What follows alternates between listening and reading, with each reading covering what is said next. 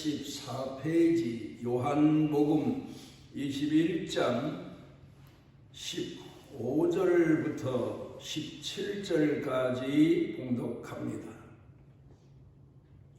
그들이 조반 먹은 후에 예수께서 시몬 베드로에게 이르시되 요한의 아들 시몬아 네가 이 사람들보다 나를 더 사랑하느냐 하시니 이르되 주님 그러하나이다. 내가 주님을 사랑하는 줄 주님께서 아시나이다. 이르시되 내 어린 양을 먹이라 하시고 또 두 번째 이르시되 요한의 아들 시몬아 네가 나를 사랑하느냐 하시니 이르되 주님 그러하나이다. 내가 주님을 사랑하는 줄 주님께서 아시나이다. 이르시되 내 양을 치라 하시고 세 번째 이르시되 요한의 아들 시몬아 네가 나를 사랑하느냐 하시니 주께서 세 번째 네가 나를 사랑하느냐 하시므로 베드로가 근심하여 이르되 주님 모든 것을 아시오매 내가 주님을 사랑하는 줄을 주님께서 아시나이다. 예수께서 이르시되 내 양을 먹이라.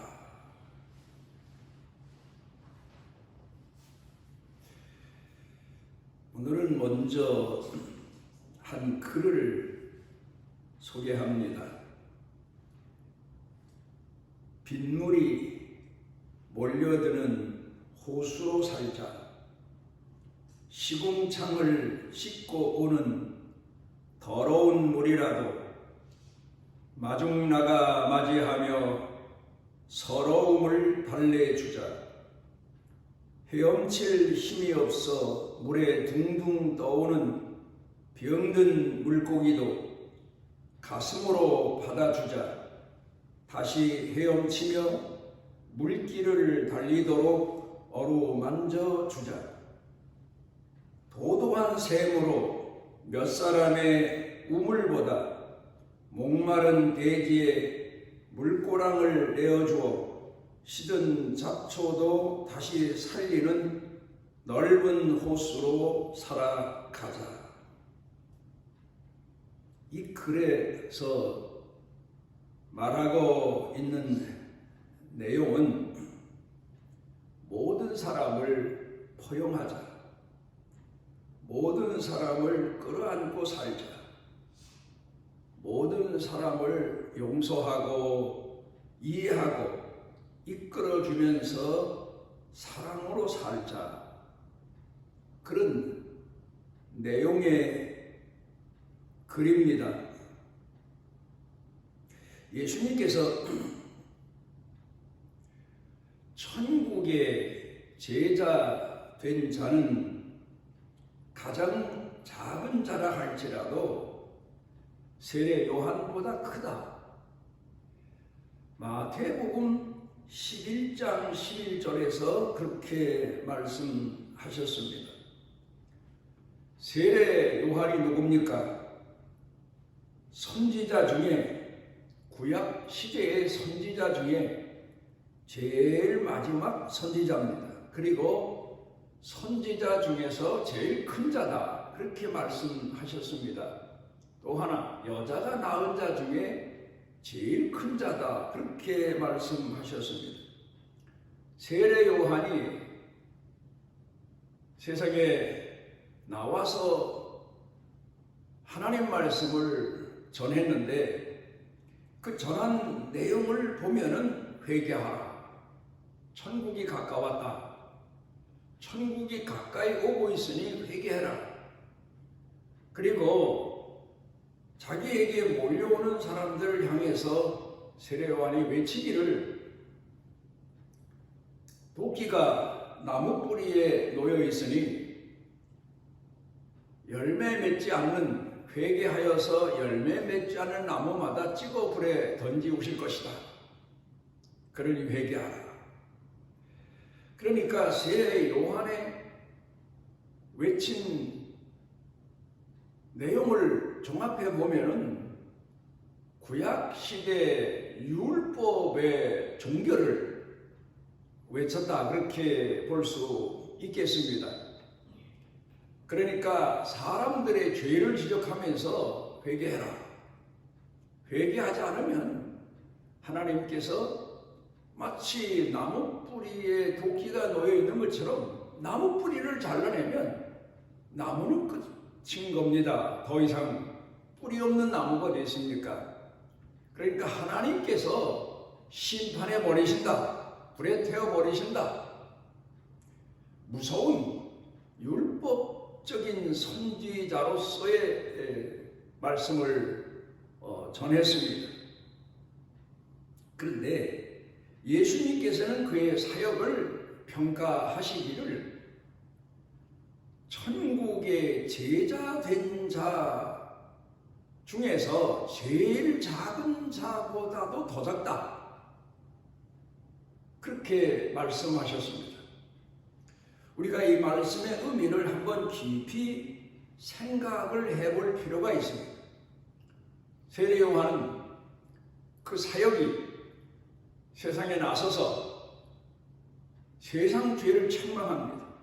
그리고 마지막에 세례 요한은 그 시대에 왕인 헤롯의 죄를 책망하고 지적하다가 결국 그 일로 인해서 순교를 당하고 맙니다. 그러니까 세례 요한의 사역은 사람들의 죄를 지적하고 숨겨진 죄를 들추어 지적하고 만천하에 공포하고 회개를 촉구하고, 그렇지 않으면 결국 하나님이 심판하신다. 그 내용이 세례 요한의 사역의 전부였습니다. 그러니까 예수님께서 말씀하신 내용으로 다시 돌아가서 생각해 보게 되면 이러한 세례 요한의 율법적인 사역은 결국 예수님의 제자, 예수님을 따라다니면서 예수님의 사랑을 배운, 사랑을 이어받은 그런 사람들보다도 더 작다. 사랑보다 큰 것은 없다. 사랑이 가장 귀한 거다. 나는 하나님의 사랑을 전하러 왔고 실천하러 왔고, 그리고 그 사랑으로 인해서 재물되게 하기 위해서 왔다. 그런 내용의 말씀입니다. 마태복음 13장 52절로 돌아가서 보면 예수님께서 이런 말씀을 하십니다. 예수께서 이르시되 그러므로 천국의 제자 된 서기관마다 마치 새 것과 옛 것을 그 곳간에서 내오는 집주인과 같으니라. 그러니까 사람 마음 가운데는 두 곳간이 있다. 그런데 하나는 새 곳간이고 하나는 옛 곳간이다. 그런 말씀을 하셨습니다. 그러니까 새 곳간의 의미가 무엇이겠습니까? 새 창고의 의미가 무엇입니까? 바로 그것은 사랑입니다. 예수님께서 마태복음 13장에서 비유하신 내용의 말씀들을 쭉 하나씩 점검해 보게 되면 먼저 생명의 씨앗으로 천국 복음을 말씀하십니다. 그런데 그 씨앗의 본체는 바로 사랑이다. 가장 귀한 사랑이다.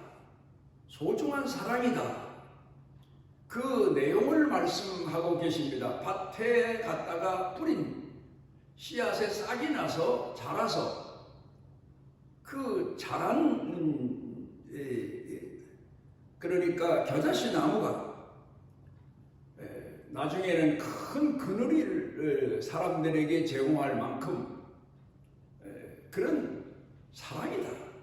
그러니까 작은 사랑, 하나님의 사랑, 사람들에게 마지막 남아있는 작은 사랑, 그 사랑을 키워서 결국은 큰 사랑의 사람이 된다는, 그게 바로 복음의 내용이다. 그런 말씀을 하십니다. 그런가 하면 두 번째는 누룩입니다. 누룩의 비유를 말씀하셨는데 마태복음 13장에서 누룩 중에는 바로 새 누룩이 있고 또 하나는 상한 누룩, 부패한 누룩, 그런 썩은 누룩이 있습니다. 썩은 누룩이라는 의미는 사람의 욕망을 말하고 새 누룩이라고 하는 의미는 사람들 마음 가운데 하나님이 새롭게 주신 사랑을 말씀하고 있습니다. 그러니까 하나님 복음을 받아들인 예수 그리스도의 복음을 받아들인 사람 마음 가운데에는 사랑의 누룩이 부푸는 것처럼 감동하는 그런 은혜를 누리고 살게 된다. 그걸 말씀합니다. 그런가 하면 또 하나 밭에 감추인 보화입니다. 세상에 아무리 부유한 것이 세상 사람들이 부러워하는 것이 있다 하더라도 밭에 감추인 보화만 하지 못하다. 그래서 자기 모든 소유를 팔아서 밭에 감추인 보화를 샀다. 그런 비유 말씀 아닙니까? 그런데 그 보화라고 하는 것은 바로 사랑을 말씀하고 있습니다. 사람이 가장 귀한 사랑을 얻기 위해서 모든 것을 포기하고 버리는 그걸 의미해서 말씀하고 있습니다. 그 다음엔 진주입니다. 값진 진주. 이 진주는 우리가 아는 대로 조개 속에서 자라기 시작해서 많은 아픔, 고통, 연단 과정을 통해서 마지막에 사람들에게 제공되는 가장 귀한 보석 중에 보석입니다.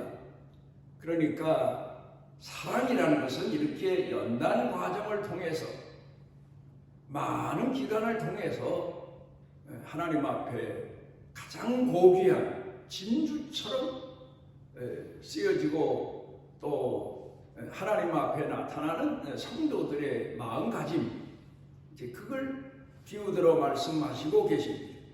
그 다음에 마지막으로 마태복음 13장에서 비유하신 말씀이 물고기입니다. 물고기 중에서 어부가 바다에 나가서 물고기를 잡는데 그 중에서 이제 잡아가지고 그물로 잡으니까 못된 고기도 있고 사람이 먹을 수 있는 고기도 있는데 못된 고기는 버리고 먹을 수 있는 고기는 사람이 취한다. 그런 말씀입니다. 그러니까 사람이 살아가면서 예수 믿는 사람은 가장 귀한 것은 하나님 사랑과 이웃 사랑, 가족 사랑, 이런 사랑 외의 모든 것은 다 버린다. 자기 자신 속에 있을지라도 욕망이나 그 외에 사도 바울이 말한 것처럼 시기, 질투 이런 것들은 다 버린다. 분노하는 것 이런 것들은 다 버리고 가장 고귀한 사랑만을 사람이 선택한다. 이제 그런 내용의 말씀입니다. 예수님께서 많은 사람들을 데리시고 이제 복음을 전하시다가 벳세다 들녘에 이르십니다. 마태복음 14장에 보면 거기에서 그 많은 사람들이 예수님을 따라 며칠 동안 다니다가 먹을 준비해온 양식이 다 떨어집니다. 그 사람들이 이제 줄여서 각각 자기 집으로 돌아가려면 상당한 거리도 있지만 지친 사람들이 딱하고 불쌍해서 제자들도 걱정이고 그래요. 예수님께서도 물론 그들을 바라보시면서 줄인 사람들의 심정을 충분히 이해하셨을 겁니다. 그리고 제자들과 대화하시다가 너희 중에 무엇이 있느냐 했더니 보리떡 5덩이와 물고기 2마리가 있습니다. 그랬더니 예수님께서 그걸 가지고 축사하셔서 그 많은 사람들이 먹고도 남는 12광주리에 남는 그런 기적적인 축복을 보여주십니다. 여기서 우리가 하나 생각해 볼 수 있는 또 하나의 교훈의 의미는 바로 사랑은 결국 하나님 앞에 바쳐져서 하나님 앞에 사랑하는 마음을 가지고 쓰여질 때에 큰 기적적인 많은 사람들의 마음의 양식을 가져다주고 위로를 주고 힘을 주고 기쁨을 주고 감동을 주는 그런 기적적인 역사를 보리떡 5덩이와 물고기 2마리 보잘것없는 사랑이지만 그 사랑을 실천하고 하나님 앞에 바쳐 헌신할 때 큰 기적의 역사가 일어난다는 의미도 여기서 우리가 배울 수가 있습니다. 마태복음 25장 가운데 보면 달란트 비유가 있습니다. 장사 비유.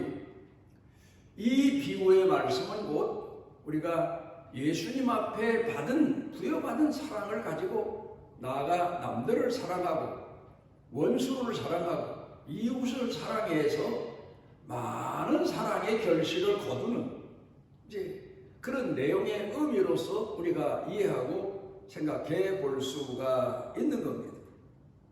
심리학에서 이렇게 말합니다. 상담을 할 때에 상대방에게 좋은 질문하는 것은 좋은 생각을 하게 하고 좋은 대답을 하게 하고 좋은 행동을 하게 한다. 그러니까 우리가 남을 가르칠 때 남에게 가까이 다가갈 때에 우리가 어떤 자세로 가야 되나 어떤 마음으로 다가가야 되나 누군가 나와 대화할 때 누군가 내게 와서 상담할 때 조언할 때 내가 그에게 어떤 마음으로 다가가고 그에게 있는 무엇을 가지고 그를 이끌어 줘야 되나 이제 그런 교훈을 우리가 얻을 수가 있습니다. 오늘 봉독해지는 성경 본문의 말씀으로 돌아가 보면 유명한 얘기 아닙니까? 베드로가 예수님을 따라다닙니다. 그런데 예수님께서 자꾸 십자가 얘기를 하십니다. 처음에는 예수님 그러시면 안 됩니다. 예수님을 따라다니는 우리 모두가 어떻게 되겠습니까? 무엇이 되겠습니까? 그리고 하나님의 아드님이 이 땅에 오셔서 십자가에 돌아가시는 세상은 어떻게 되는 겁니까?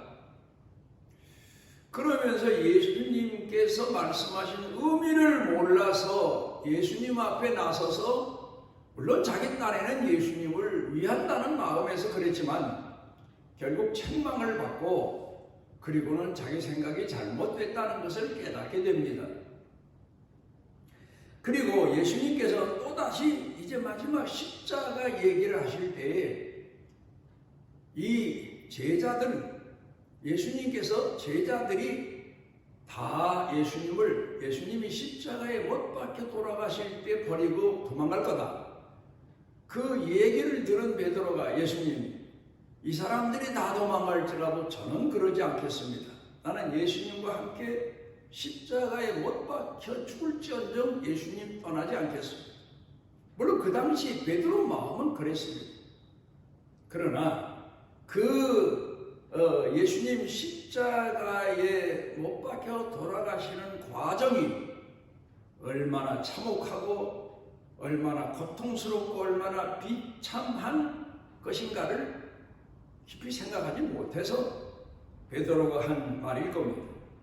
결국 예수님이 십자가에 못 박혀 돌아가시는 과정 중에 베드로는 그렇게 호언장담했던 자신이 비굴하게 짝이 없는 사람으로 추락해버리고 맙니다. 예수님을 3번이나 부인하고 보잘것없는 사람 앞에서 예수님을 악담하고 저주까지 하고 그런 큰 실수를 범하고 그런 큰 허물을 안고 결국 베드로가 낙심해버리고 맙니다. 그리고는 제자들 모두가 다 예수님이 십자가에 못 박혀 돌아가시는 동안에 낙심이 돼서 예수님 앞에 떳떳이 나서진 못했지만 그들 나름대로 그래도 한 곳에 모여서 걱정들을 하는데 그때 베드로가 제일 먼저 나는 이제 면목 없다. 예수님이 부활하셨다는 소리가 여인들로부터 들려오게 되고 자기 자신도 예수님 부활하셨다는 그 무덤에 가서 예수님 시신이 없는 것까지 확인하고도 돌아와서 생각해 봅니다. 내가 이제 무슨 면목으로 예수님을 만나나. 그래서 베드로가 이제 물고기 잡으러 다시 자기 고향으로 돌아가 버리고 맙니다. 그때에 예수님께서, 부활하신 예수님께서 찾아오셔서 그 베드로를 다시 만나시게 됩니다. 보통 사람 같으면 글쎄요, 세례 요한은 어땠을지 모릅니다. 자기 제자가 세례 요한을 그렇게 부인하고 그리고 면목 없어서 세례 요한을 떠났으면 세례 요한은 뭐라고 했을까? 또 하나, 만약에 우리가 겪는 일이라고 생각해 봅니다. 나를 가까이서 따르던 사람이 내가 큰 고난 중에 고통을 겪을 때 나를 욕하고 나를 비난하고 돌아서 어디론가 가버렸다면 나중에 그 사람을 만났을 때 그 사람을 대하는 내 마음가짐은 어땠을까? 여러 가지로 생각해 보게 됩니다만은 결국 예수님께서는 그 베드로를 대하시면서 우리가 오늘을 어떻게 살아가야 되나를, 우리가 누군가를 지도하고 이끌어 줄 때 어떤 마음으로, 어떤 생각으로, 어떤 판단과 분별로 대하고 이끌어 줘야 될 것인가를 몸소 보여주신 것입니다. 만약에 보통 사람 같으면 베드로를 만나시면서 이 사람아, 그것 봐, 그렇게 장담하더니 내 앞에서 그렇게 큰 소리 치고 여러 동료들 앞에서 그렇게 혼자 잘났다고 하더니 결국 나를 부인하고 욕하고 그리고 자기 업으로 돌아간 게 아닌가. 아마 그렇게 처음에 베드로를 만나시면서 질책을 하셨거나 문책을 하셨거나 사과를 최소한 받으시려고 하지 않았을까? 우리 보통 사람 같으면 예수님 죄송합니다. 제가 큰 죄를 졌습니다. 무릎 꿇고 그렇게 빌기를 먼저 그런 사과를 받고 나서 그래 용서해 주마. 그리고 베드로를 이끌어 줄 수 있는 거 아닙니까? 우리네 같으면 그렇습니다. 그런데 예수님께서는 그 베드로를 첫 번 만나시고 하시는 말씀이 베드로를 두 번 바닷가에서 만나시죠. 처음에 부르실 때에는 깊은 데 가서 그물을 던져라. 저는 밤새껏 저는 어부로서 뼈가 굵은 어배는 전문가입니다. 그런데 밤새껏 고기 못 잡은 거 보면 오늘은 틀렸습니다. 그런 생각을 속으로 하는데 깊은 데 가서 그물을 던져라. 아마 베드로가 예 하고 말씀하시니까 가겠습니다 하고 가긴 갔지만 속으로 이상하다. 내 경험으로, 내 지식으로는 지금 깊은 데 간들, 얕은 데 간들 고기 잡기가 불가능한데 아마 이런 생각을 하고 가지 않았을까. 그런데 가서 그물을 던졌는데 그물이 찢어질 만큼 고기를 잡지 않습니까? 그래 베드로가 그때서 깨닫고 예수님 앞에 와서 무릎을 꿇고 나는 죄인으로서이다. 나를 떠나소서. 자기가 마음 가운데 예수님 말씀을 기쁨으로 믿음으로 받아들이고 기꺼이 나가서 그물을 던지지 못한 아마 그런 나름대로 갈등을 회개하지 않았나 그렇게 생각해 봅니다. 그런데 이번에는 예수님께서 베드로에게 오셔서 배 오른편에 그물을 던져라. 고기잡이 또 실패하고 맙니다. 이제 자기 업으로 돌아가긴 했지만 낙심한 사람, 예수님을 부인하고 그거로 인해서 스스로 자기 허물 때문에 낙심한 사람이 고기잡이들 제대로 하겠습니까? 그런데 예수님은 배 오른편에 그물을 던졌다. 이 말씀의 의미를 또 생각해 봅니다. 우리는 항상 분별에 있어서 선택의 순간을 맞이할 때가 있습니다. 오른편을 택할 것인가, 왼편을 택할 것인가, 사랑을 택할 것인가, 용서를 택할 것인가, 책망을 택할 것인가. 우리 살아가면서 자녀들을 양육하면서 누군가 잘못을 저지른 주변 사람들을 대하면서 우리는 이런 선택의 기로에 설 때가 많습니다. 이 사람을 만나서 처음에 책망할 것인가, 죄를 지적할 것인가, 잘못을 야단칠 것인가, 용서를 받을 것인가, 아니면 그럼에도 불구하고 그보다 더 귀한 것을 가지고 이 사람을 대면할 것인가. 예수님이 우리에게 보여주시는 내용입니다. 예수님께서는 이 베드로를 대하시면서 오늘 본문에서 말씀하신 내용이 참 중요합니다. 내가 나를 사랑하느냐? 예수님이 아십니다. 베드로가 비록 예수님 십자가 못 박혀 돌아가시는 동안에 예수님을 부인하고 궁색한 나머지 예수님까지 저주하는 큰 죄를 범하고 실수를 범하긴 했지만 예수님 사랑하는 마음은 여전합니다. 그렇기 때문에 낙심도 했고, 그렇기 때문에 고기잡이로 돌아가기도 했고, 면목이 없으니까. 그런데 예수님은 베드로의 잘못이나 베드로의 실수, 이걸 가지고 만나시기보다 베드로가 아직도 예수님 사랑하고 있는 그 마음을 보시고 그 마음의 곳간을 열어보시고, 그리고 베드로에게 사랑에 대한 질문을 하시고, 내가 나를 사랑하느냐? 베드로가 주여, 주께서 내가 주를 사랑하는 줄 아시나이다. 무슨 말입니까? 예수님 맞습니다. 제가 그런 큰 실수는 몸에서도 예수님 사랑하는 마음은 예수님 말씀대로 있습니다. 아시지 않습니까? 그런 내용입니다. 그러니까 예수님께서 내 양을 먹여라, 이 말씀을 다시 보면 그 사랑을 가지고, 나 사랑하는 마음, 남아있는 그 사랑하는 마음을 가지고 양들에게 나가서 사랑 장사를 해라. 뭐 예수님 비유 말씀으로 말하면, 달란트 비유로 말하면 사랑 장사를 해라. 팔고 사고 하는 게 장사 아닙니까? 용서하고 이해하고 포용하고 끌어안고 이끌어주고, 그렇게 내 양들을 먹여라. 그런 마음으로 양들을 먹여라. 세례 요한처럼 늘 회개하라 하고 책망만 하는 그런 마음으로 구약의 선지자처럼 나가지 말고 내 제자로, 내게 배운 대로, 내가 언제 죄인들을 만날 때 책망을 하더니, 예수님께서 죄인들을 만나신 과정이 성경에 수도 없이 많이 기록되어 있지 않습니까? 마태라고 하는 세리 죄인입니다. 그를 만나십니다.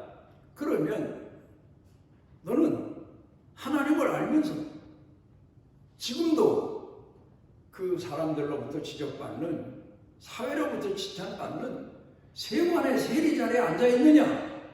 당장 내려와라.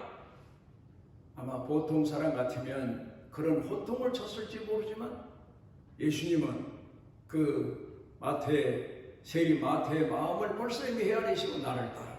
그래, 네가 나 사랑하는 마음은 있는 줄 안다. 그러니까 나를 따라라. 너는 충분히 나를 따를 수 있다. 너는 이제 죄를 버리고 내 사회적 모든 직업을 버리고 비난받는 일터를 버리고 나를 따를 수 있는 그런 마음을 가진 사람이다. 나를 따라라. 삭개오도 역시 마찬가지입니다.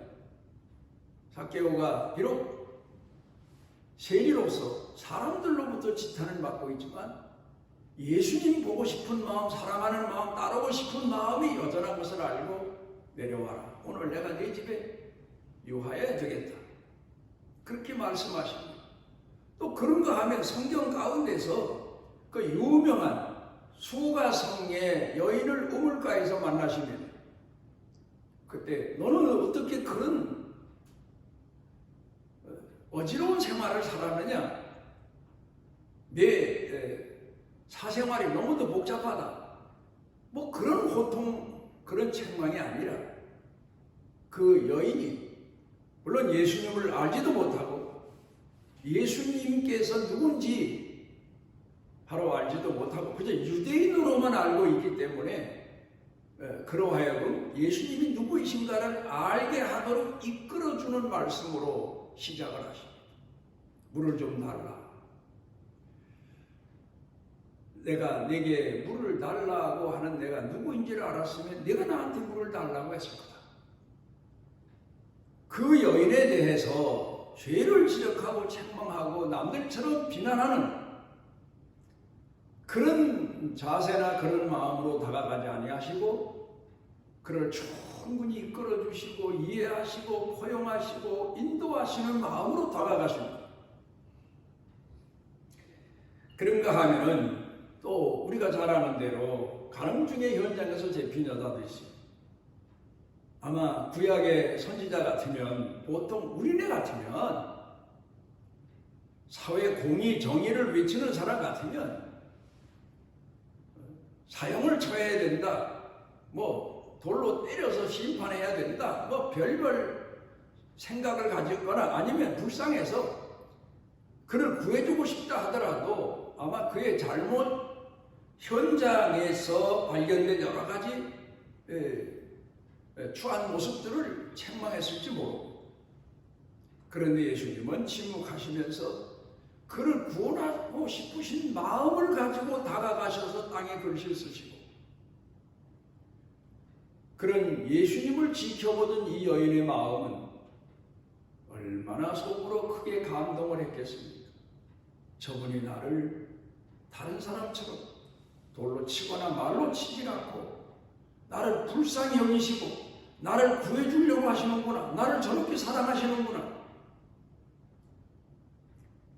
이 여인이 마음 가운데 마지막 예수님과 그 여인과 둘만 남을 때에 예수님이 물으십니다. 너를 정죄하는 사람이 있느냐? 다 떠나가지 않았습니까? 나도 너를 정죄하지 않으니 다시는 죄를 짓지 말아라. 얼마나 감동적인 감격스러운 그런 포용과 용서와 긍휼과 이끌어 주심의 말씀입니까? 그러니까 베드로에게 가르쳐 주시는 내용이 이제 내가 내 마음 가운데 있는 사랑을 가지고 너한테 지금 사랑 장사를 해서 내 사랑을 회복시켜 주었으니 너도 앞으로 성도들을 대할 때, 양을 대할 때 사랑의 마음을 가지고 실수한 사람 많다. 죄 짓는 사람도 있다. 하나님을 믿는다고 하면서도 그 죄를 책망하고 그래서 멀리 도망가게 하고 숨게 하고 그러지 말고 하나님께서 아담을 찾아가셔서 아담을 부르시고 죄를 책망하시고 몰아붙이시고 그러지 않으시고 옷을 지어가지고 가셔서 그 아담의 수치를 부끄러움을 가리워 주신 것처럼 너도 앞으로 그런 목회를 해라. 그게 내 제자된 사람의 증거다. 그래서 역사적으로 많은 사람들이 예수님에 대해서 평가하기를 예수님이 병 고치시는 능력 또 바람과 바다를 잔잔케 하시는 능력 아무도 그 누구도 할 수 없는 능력을 나타내 보여주십니다. 더군다나 죽은 자도 살리시는 능력 문둥병자도 깨끗이 고쳐주시는 능력 어떤 병자든지 다 어루만져 고쳐주시는 능력 그러나 그 능력보다 비교가 안 되는 더 큰 능력은 사랑이다. 사랑으로 그래서 나폴레옹은 칼로 세상을 정복하려고 했지만 실패했는데 예수님은 사랑으로 세상 사람들의 마음을 정복하셨다. 그렇게 역사가들은 평가하고 있습니다. 여러분 우리는 오늘 신앙생활하는 신앙인으로 살아가면서 예수님의 제자라고 하는 그런 고백을 또 그런 자부심을 갖고 살면서 곧 예수님의 제자라는 말의 의미는 사랑의 제자다. 그런 신앙으로 마음에 새기고 사랑을 가지고 우리 마음속에 남아있는 사랑을 가지고 이제 가족을 대하고 이웃을 대하고 모든 사람들을 대할 수 있는 그런 신앙인이 되시기를 바랍니다. 우리를 지극히 사랑하셔서 죄값을 대신 치러주시기 위해 이 땅에 오셨고 끝내는 우리가 회개도 하지 않고 깨닫지도 못했는데도 우리 죄값을 미리 다 지불하시고 십자가에 못 박혀 죽으시고 부활하신 주님 기도드리옵는 것은 우리 주님이 우리에게 주신 가장 신앙이 귀한 유산이 하나님 사랑과 이웃 사랑임을 잊지 아니하고 이 사랑의 마음을 가지고 나아가서 장사하는 마음으로 사람들과 대면하고 이끌어주고 포용하고 품고 그리고 하나님의 사랑으로 살아가는 빛된 신앙인의 삶이 이어지도록 이끌어 주옵소서. 예수님 이름으로 기도드리옵나이다. 하나님 여호와께서 그 날개 아래 보호를 받으러 온 내게 온전한 상 주시기를 원하노라. 우리를 죄에서 구속하시고 우리 죄값을 치러주신 우리 주 예수 그리스도의 무한하신 은혜와 우리를 사랑하시되 세상 끝날까지 영원토록 사랑하시는 아버지 하나님의 영원하신 사랑과 우리 속에 내재하셔서 깨닫게 하시고 위로해 주시고 강하고 능하게 하시고 일으켜 주시는 성령님의 능력의 은총이 사랑하는 자녀들 머리 위에 영육간에 사는 생활 중에 가정 식구들 중에 일터 경영 중에 그리고 온 교회 중에 넘치고 넘치도록 함께 하시기를 축원하옵나이다.